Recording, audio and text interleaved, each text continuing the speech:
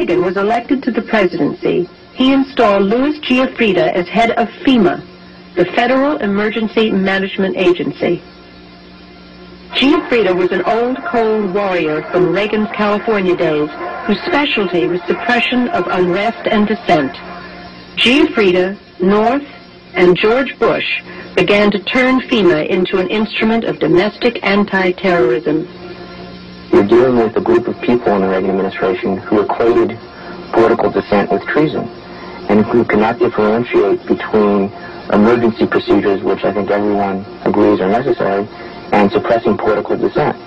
And with North and Poindexter and Casey, you had a group of people who saw Americans who disagree with them as the enemy. Colonel North, in your work at the NSC, were you not assigned at one time to work on plans for the continuity of government in the event of a major disaster? Mr. Chairman. I believe that question touches upon a highly sensitive and classified area, so may I request that you not touch upon that, sir. I was particularly concerned, Mr. Chairman, because I read in Miami papers and several others that there had been a plan developed by that same agency, a contingency plan in the event of emergency that would suspend the American Constitution. And I was deeply concerned about it and wondered if that was the area in which he had worked. May I most respectfully request that that matter not be touched upon at this stage. If we wish to get into this, I'm certain arrangements can be made for an executive session. And tragically, the only member who got close was Jack Brooks. And a radio host who says he predicted a staged attack on the World Trade Center involving Osama bin Laden as a fall guy in 2001 now says last week's red terror alert is just a trial run for a massive staged terror attack initiated by the U.S. government. Pardon me. Alex Jones says the attack will occur before the end of October and could provide the, quote, neo-fascist bloodsuckers in the administration with fraudulent justification to invade Iran or Syria before November's midterm elections. It's the president signing a statement relating to a law that basically says I'm not going to obey this law if I don't feel like it, over something larger, more aggressive, domestic surveillance or any of these other things. Where are the constitutional checks? Is that machinery still present? Is it still working? Is it rusted, or is it not working at all? Well, it's not working very well. Yeah, please.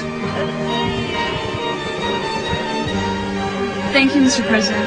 It's an honor to have you here. I'm a first-year student in South Asia Studies. My question is in regards to private military contractors. The Uniform Code of Military Justice does not apply to these contractors in Iraq.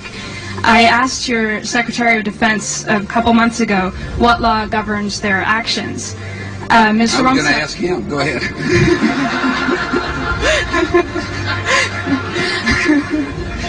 Help. When the president had an opportunity to capture or kill Osama bin Laden, he took his focus off of him, outsourced the job to Afghan warlords, and Osama bin Laden escaped. 6 months after he said Osama bin Laden must be caught dead or alive, this president was asked, where's Osama bin Laden? He said, I don't know. I don't really think about him very much. I'm not that concerned.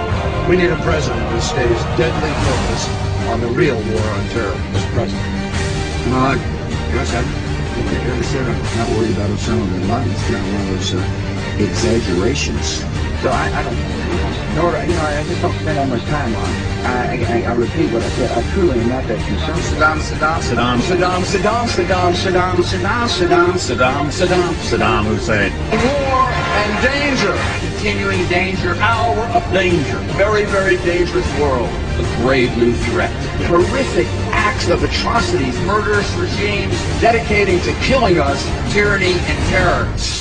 Several countries that we would consider Arab countries have already been told by the Israelis to prepare that it's going to happen, and these leaders behind the scenes are supporting it, but will publicly stand up and condemn it.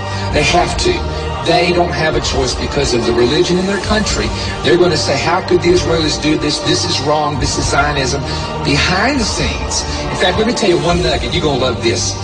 A man who is in Tampa, who works here in Tampa, was sharing with me, and he's a very high-ranking military official. He said, he says, I have been to Arabia, and I have met with the leaders in Persia, Arabia, Egypt, etc. He said, that's part of my job working for the government. He said, let me tell you something that would shock you.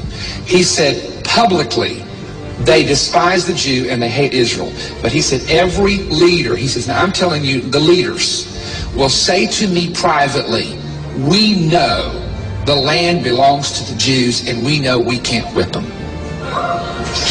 said, privately, they'll tell you that. But he said, when it comes to the public and to the propaganda, they will absolutely go the opposite direction. He said, I'm telling you, one-on-one, he started naming them, and it shocked me that he knew these people. He said, when you are one-on-one in a room with them, they'll say, we know. The FEMA plans to imprison American citizens have generated a lot of interest around the country in locating the potential prison camps throughout the country. These may be facilities currently being used as prisons, such as those you saw earlier, or prisons that are being built supposedly in the name of the war on drugs, or facilities that have other uses but which could be quickly used to detain large numbers of people, such as this Amtrak facility in Beech Grove, Indiana. All of the renovations to this property have involved putting in new fencing, electronic turnstiles, concrete flooring in unused warehouse buildings, and putting in large gas furnaces on buildings that were never heated any time in the past 20 years.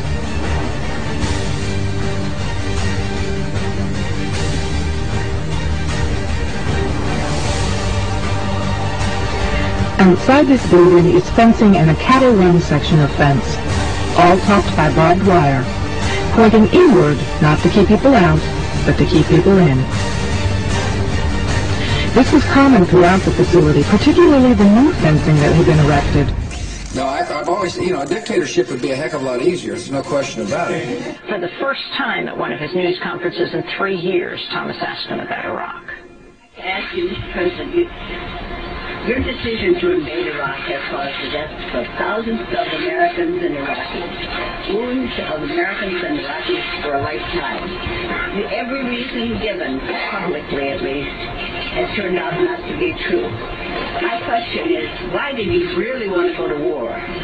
From the moment you stepped into the White House, from your cabinet, former cabinet officers, intelligent people, and so forth. What was your real reason? You have said it was the oil, plus the oil. It hasn't been Israel or anything else. What was that? I think your premise, and all due respect to your question and to you as a lifelong journalist, is that I didn't want war. To assume I wanted war is just flat wrong, Helen. And all due respect. No, hold on for a second, please. Excuse me. No president wants war. Everything you may have heard is that, but it's just simply not true. My attitude about the defense of this country changed on September the 11th. When we got attacked, I vowed then and there to use every asset at my disposal to protect the American people. Our foreign policy changed on that day, Helen. We used to think we were secure because of oceans and previous diplomacy. But we realized on September 11, 2001, that killers could destroy innocent life. And I'm never going to forget it. And I'm never going to forget the vow I made to the American people, that we will do everything in our power to protect our people. Part of that meant to make sure that we didn't allow people to provide safe haven to an enemy. That's why I went into Iraq. Hold on for a second. Look. Excuse me for a second, please. Excuse me for a second. They did. The Taliban provided safe haven for Al-Qaeda. That's where Al-Qaeda trained and... Alan, excuse me. That's where the targeting to go after suspected training sites, etc., across the border and inside Iran. That's just normal, I think. And you write that already some special operations forces, some U.S. intelligence forces have crossed the line and have gone into Iran. Is that right?